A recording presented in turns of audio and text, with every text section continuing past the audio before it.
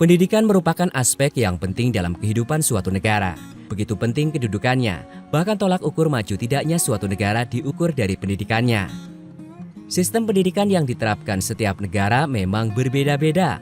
Hal tersebut dipengaruhi oleh berbagai hal seperti faktor sosiokultural, lingkungan, historis, dan hal-hal lainnya. Malaysia dan Indonesia merupakan dua negara yang memiliki rumpun yang sama, wilayah yang berdekatan, bahasa yang hampir sama, serta berbagai budaya yang juga hampir sama. Namun tak jarang pula karena persamaan tersebut sering pula terjadi konflik di antara keduanya. Meskipun melalui hubungan panas dingin, kedua negara ini tetap hidup berdampingan dan saling melakukan kerjasama internasional dalam berbagai bidang. Mengenai bidang pendidikan, kedua negara ini sama-sama memiliki perhatian besar dalam bidang ini. Namun, apakah sistem yang diterapkan di dua negara ini sama? Berikut beberapa perbedaan pendidikan di Indonesia dan Malaysia.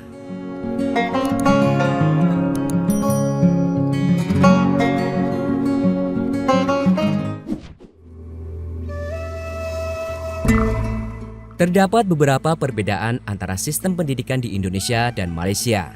Salah satu perbedaan pendidikan di Indonesia dengan Malaysia adalah tercantum dalam kurikulum yang diajarkan di kedua negara tersebut. Berikut adalah beberapa perbedaan utama antara pendidikan di kedua negara. Struktur sistem pendidikan. Di Indonesia, sistem pendidikan terdiri dari pendidikan dasar, meliputi 6 tahun sekolah dasar dan 3 tahun sekolah menengah. Pendidikan menengah meliputi 3 tahun sekolah menengah atas atau 3 tahun sekolah menengah kejuruan, dan pendidikan tinggi meliputi sarjana, magister, dan doktor.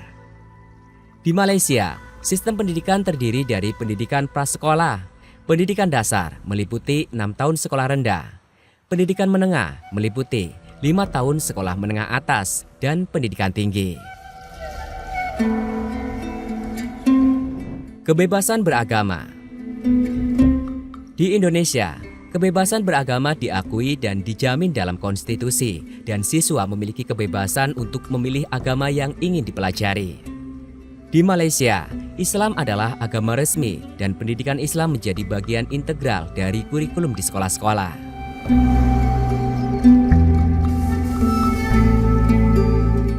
Bahasa pengantar. Di Indonesia, bahasa pengantar di sekolah adalah 1. Bahasa Indonesia. Di Malaysia, terdapat 3 bahasa pengantar di sekolah, yaitu bahasa Malaysia atau Melayu, bahasa Inggris, dan Mandarin atau Tamil, tergantung pada jenis sekolah dan kurikulum yang diikuti. Orang Cina Malaysia misalnya, mereka bersekolah di sekolah dengan bahasa pengantar Mandarin. Orang India juga demikian. Mereka bisa bersekolah di sekolah yang menggunakan bahasa pengantar yang mereka mau, bahasa Tamil misalnya. Di Malaysia ada yang namanya sekolah Cina atau sekolah India.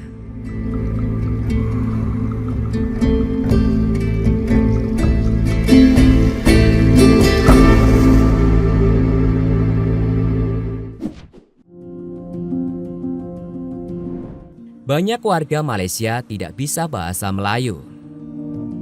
Hampir setengah warga Malaysia tidak bisa berbahasa Melayu.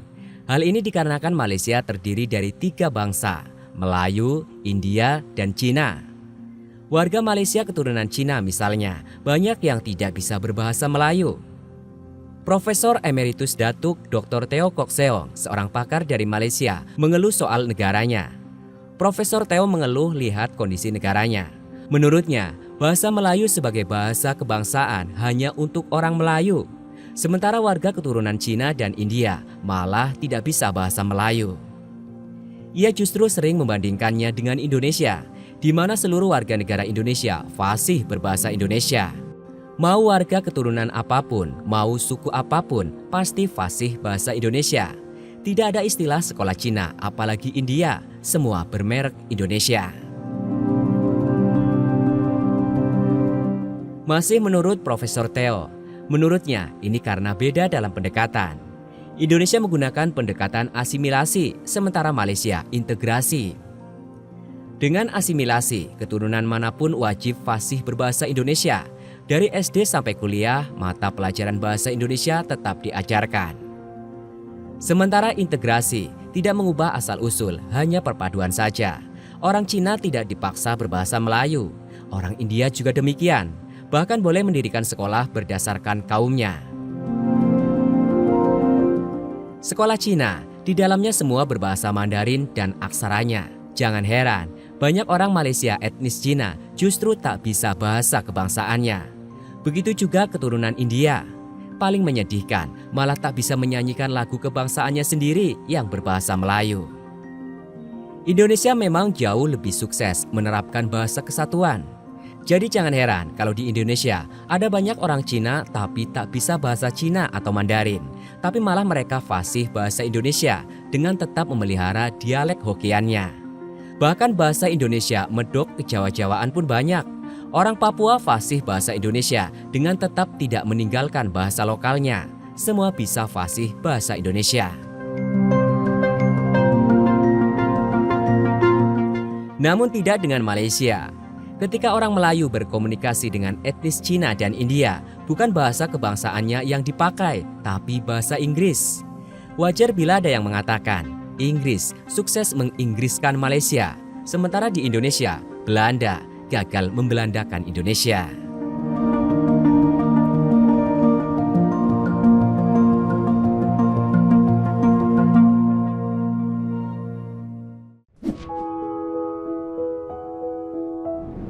Bahasa Melayu di Malaysia terancam punah. Saat ini banyaknya masyarakat Malaysia yang mengutamakan penggunaan bahasa Inggris dalam kehidupan sehari-hari, khususnya di kalangan cerdik pandai, diprediksi bisa menggerus bahasa Melayu sebagai bahasa ibu. Pakar bahasa dari Belanda, Profesor Win A. L. Stockhoff mengatakan bahasa Melayu di Malaysia bisa punah jika masyarakat tidak lagi menghormati bahasanya sendiri. Profesor Win berpendapat, bila bahasa Melayu masih terus dilanda permasalahan seperti ini, lambat laun akan tergolong dalam bahasa-bahasa yang terancam walaupun pada awalnya banyak digunakan. Dikatakannya, kebanyakan masyarakat Malaysia memilih menggunakan bahasa Inggris. Sementara itu, pakar studi etnis Malaysia menyatakan, sudah saatnya kekuatan politik mengakui bahwa mereka gagal menggunakan bahasa Melayu untuk menyatukan masyarakat multiras negeri itu. Perlu kita akui bahwa bahasa Melayu telah gagal kita gunakan untuk memupuk persatuan. Padahal bahasa memiliki kemampuan untuk mempersatukan orang, kata Profesor Universitas Kebangsaan Malaysia Teo Kok Seong. Sedangkan Indonesia berhasil menyatukan 1.500 suku bangsa melalui kesamaan penggunaan bahasa Indonesia.